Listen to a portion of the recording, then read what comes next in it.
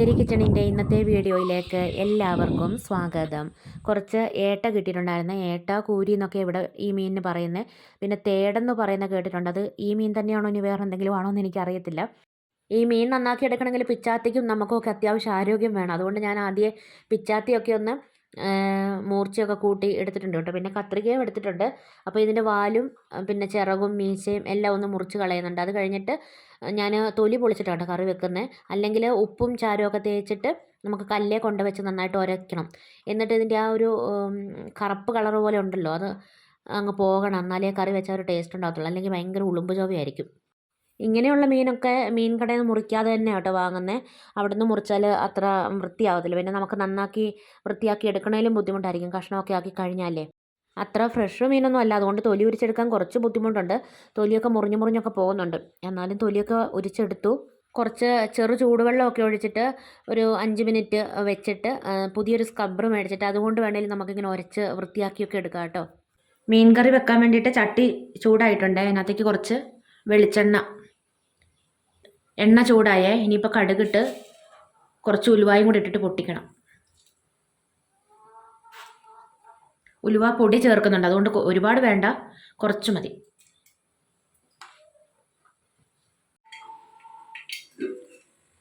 കടുക് പൊട്ടി. ഇനിയിപ്പോൾ ഞാൻ ചെറിയുള്ളിയും ഇഞ്ചിയും വെളുത്തുള്ളിയും പിന്നെ കറിവേപ്പില എല്ലാം കൂടെ എടുത്ത് വെച്ചിട്ടുണ്ട് കേട്ടോ. അതിട്ടിട്ട് മൂപ്പിച്ചെടുക്കാം.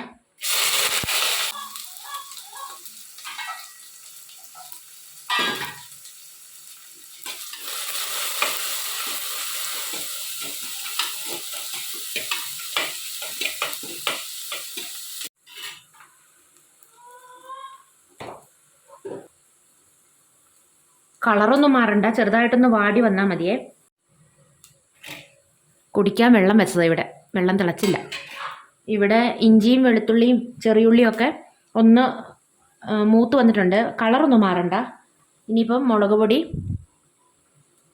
മഞ്ഞൾ പൊടിയും ഇട്ട് കൊടുക്കുവാണേ. ഒരു നുള്ള് ഉലുവ വറുത്ത് പൊടിച്ച് വെച്ചിട്ടുണ്ട്, അതും ഇട്ട് കൊടുക്കണം.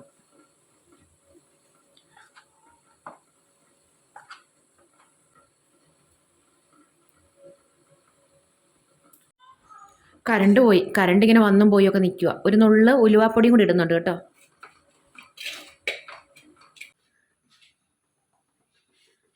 കുറച്ച് ഉപ്പിട്ട് കൊടുക്കുവാണേ. കുടംപുളി ഇട്ടിട്ട് ഞാൻ വെള്ളം തിളപ്പിച്ച് വെച്ചതായിരുന്നേ, അതാ ഒഴിച്ചു കൊടുക്കുന്നത്. ആ കുടംപുളിയും കൂടെ അതിനകത്തേക്ക് തന്നെ ഇട്ടു. ഇനിയിപ്പോൾ ഈ ചാറൊന്ന് തിളച്ച് വരട്ടെ, എന്നിട്ട് മീനിടാം. വെള്ളം തിളപ്പിച്ചിട്ടാണ് ഒഴിച്ചത്, എന്നാലും ഒന്നുകൂടെ തിളക്കട്ടെ.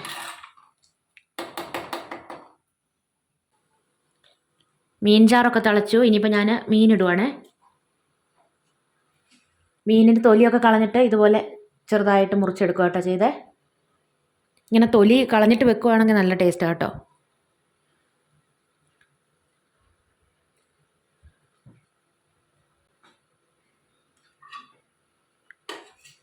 ഇനിയിപ്പോൾ ഇതിവിടെ ഇരുന്ന് വെന്ത് വരട്ടെ.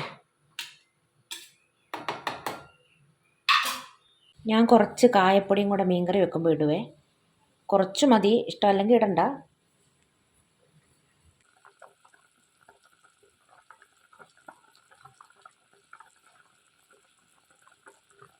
ഞാൻ കുറച്ച് കപ്പ വേവിച്ചിട്ടുണ്ടായിരുന്നേ. അങ്ങനെ രാവിലെ കപ്പയും മീനും കൂടെയാണ് കഴിച്ചത്. അത് കഴിഞ്ഞ് പിന്നെ കുറച്ച് ബീഫ് കറി വെക്കാൻ വേണ്ടിയിട്ടുണ്ട്. നമുക്ക് വീട്ടിലേക്കുള്ളതല്ല, ഒരു ചെറിയ പരിപാടിക്ക് വേണ്ടിയിട്ട് കുറച്ച് ബീഫ് കറി വെക്കുമെന്ന് ചോദിച്ചായിരുന്നു കേട്ടോ. അങ്ങനെ ആദ്യമായിട്ട് വെച്ച് കൊടുക്കുന്നതാണ്. ഞാൻ സാധാരണ നമ്മുടെ വീട്ടിലേക്കുള്ള ഇതൊക്കെ ഉണ്ടാക്കിയിട്ടുള്ളൂ കേട്ടോ. പുറത്തേക്കൊന്നും ഇതുവരെ ഒന്നും ഉണ്ടാക്കി കൊടുത്തിട്ടൊന്നുമില്ലായിരുന്നു. അപ്പോൾ കുറച്ച് എണ്ണ ഒഴിച്ചു. അത് കഴിഞ്ഞിട്ട് സവാളയും പിന്നെ കറിവേപ്പിലയൊക്കെ ഇട്ടിട്ട് നന്നായിട്ട് വഴറ്റിയെടുക്കുന്നുണ്ട്. പിന്നെ കുറച്ച് ഇഞ്ചി വെളുത്തുള്ളിയൊക്കെ ചേർത്ത് കൊടുത്തു. പൊറോട്ടയ്ക്കുള്ള കറിയാന്ന് പറഞ്ഞിട്ടുണ്ടായിരുന്നേ, അതുകൊണ്ട് അതിൻ്റേതായ രീതിയിലുള്ള ഉപ്പും എരിവുമൊക്കെയാണ് ചേർത്തത്. പിന്നെ കുറച്ച് സമയമെടുത്ത് ഈ സവാള ഒന്ന് വഴറ്റിയെടുക്കുന്നുണ്ട്. അപ്പുറത്ത് അടുപ്പിൽ കൊണ്ട് വെച്ചിട്ടാട്ടോ ഇറച്ചിക്കറി വേവിക്കുന്നത്. 5 കിലോ ബീഫാണ്. അപ്പുറത്തെ മേശയിലല്ലേ നമ്മുടെ വിറകടുപ്പിരിക്കുന്നത്. അവിടെ ഈ പാത്രവും കൂടെ കൊണ്ട് വെച്ചാൽ ഭയങ്കര പൊക്കമായിരിക്കും. പിന്നെ എനിക്കിങ്ങനെ ഇളക്കാനും വഴറ്റാനും ഒക്കെ ബുദ്ധിമുട്ടായിരിക്കും. അല്ലെങ്കിൽ പൊക്കം കൂടിക്കഴിഞ്ഞാൽ, പാചകത്തിന് പൊക്കം കൂടിക്കഴിഞ്ഞാൽ നമുക്ക് കൈക്കൊക്കെ വേദന എടുക്കുമല്ലോ ഇങ്ങനെ ഇളക്കുകയൊക്കെ ചെയ്യുമ്പോഴേ. അതുകൊണ്ടാണ് ഞാനിങ്ങനെ സ്റ്റൗവേ വെച്ച് എല്ലാം വഴറ്റിയിട്ട് അടുപ്പേ കൊണ്ട് വെക്കുന്നത്.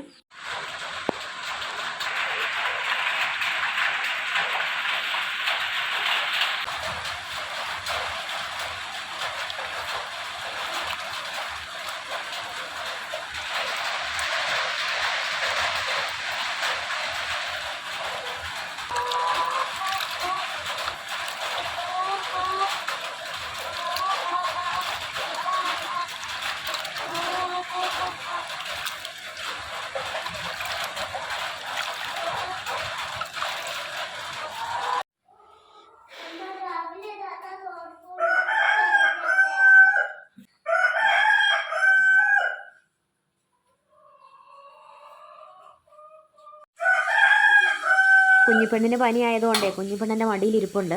പിന്നെ പുറത്ത് നല്ല മഴയും പെയ്യുന്നുണ്ട്. അതൊന്നും പോരാതെ എനിക്ക് നല്ല തലവേദനയുണ്ട്. അതുകൊണ്ട് ശബ്ദത്തിലൊക്കെ ചെറിയ വ്യത്യാസമുണ്ട് കേട്ടോ. പിന്നെ പറയുന്നൊക്കെ കേൾക്കുന്നുണ്ടെന്ന് തോന്നുന്നു.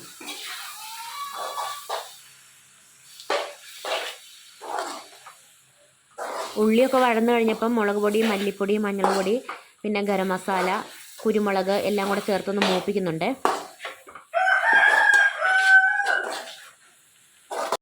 ഇപ്പം ഇങ്ങനെ എണ്ണയൊക്കെ തെളിഞ്ഞ് പൊടികളൊക്കെ മൂത്ത് വന്നിട്ടുണ്ട്. സൈഡിൽ കൂടെ ഇങ്ങനെ എണ്ണയൊക്കെ തെളിഞ്ഞ് വന്നാൽ കണ്ടില്ലേ. ഇനിയിപ്പം ഈ മസാല ആ കഴുകി വെച്ചേക്കുന്ന ബീഫിലേക്ക് ഇട്ടിട്ട് കുറച്ച് വെള്ളം തിളപ്പിച്ച് അതും കൂടി ഒഴിച്ചിട്ട് വേണം അടുപ്പിലേക്ക് കൊണ്ട് വെക്കാൻ വേണ്ടിയിട്ട്.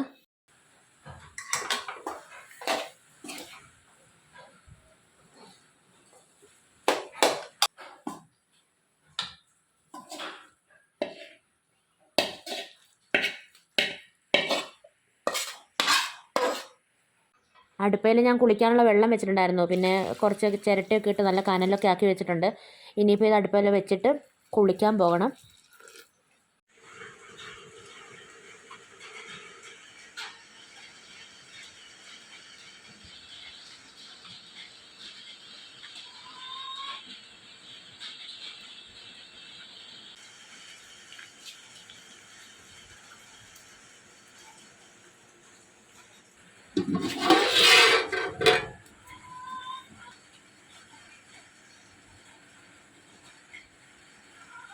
ഇനി ലാസ്റ്റ് കുറച്ച് തേങ്ങാക്കൊത്തൊന്ന് മൂപ്പിച്ച് ചേർക്കണം. തേങ്ങ വാങ്ങിയത് ഇവിടെ ഇരിപ്പുണ്ടെന്നാണ് ഞാൻ വിചാരിച്ചത്. നോക്കിയപ്പോൾ തേങ്ങ ഇല്ലായിരുന്നു. പിന്നെ ചേട്ടായി വൈകുന്നേരം ജോലിയൊക്കെ കഴിഞ്ഞ് വന്നപ്പോഴാണ് തേങ്ങയും കൊണ്ട് വന്നത്. അതാണ് ലാസ്റ്റ് തേങ്ങ മൂപ്പിച്ചിടുന്നത്. അല്ലെങ്കിൽ നമ്മൾ സവാള വഴറ്റുന്നതിന് മുമ്പ് ആ വെളിച്ചെണ്ണയിലേക്ക് തേങ്ങയൊക്കെ മൂപ്പിച്ചിട്ട് സവാളയൊക്കെ വഴറ്റി കറി വെച്ചാൽ മതിയായിരുന്നേ. ഇനിയിപ്പോൾ കൊണ്ടുപോകാനുള്ള പാത്രത്തിലേക്ക് കറി എടുക്കണം. അപ്പോൾ ഞാൻ കറിയൊക്കെ മേശപ്പുറത്തേക്ക് കൊണ്ടുവന്ന് വെച്ചിട്ടുണ്ട് കേട്ടോ. ഇനിയിപ്പോൾ ചേട്ടായി വിളമ്പി എടുത്തോളൂ.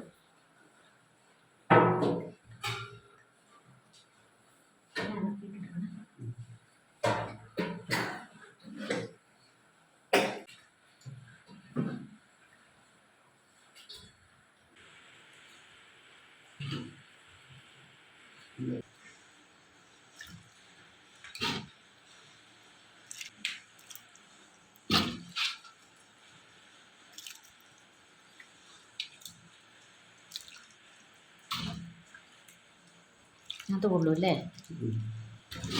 രണ്ടെണ്ണത്തിൻ്റെ ആവശ്യമില്ല. ഈ പാത്രം മാത്രം പോലെ മറ്റേത് വേണ്ടല്ലോ. ഇന്നത്തെ വീഡിയോയും വിശേഷങ്ങളൊക്കെ ഇവിടെ നിർത്തുകയാണ്. വീഡിയോ കണ്ടിഷ്ടമാവുകയാണെങ്കിൽ സബ്സ്ക്രൈബ് ചെയ്യാനും ലൈക്ക് ചെയ്യാനും ഷെയർ ചെയ്യാനും കമൻറ്റ് ചെയ്യാനൊന്നും മറന്നു പോകരുതേ. നാളെ പുതിയൊരു വീഡിയോയുമായി നമുക്ക് വീണ്ടും കണ്ടുമുട്ടാം.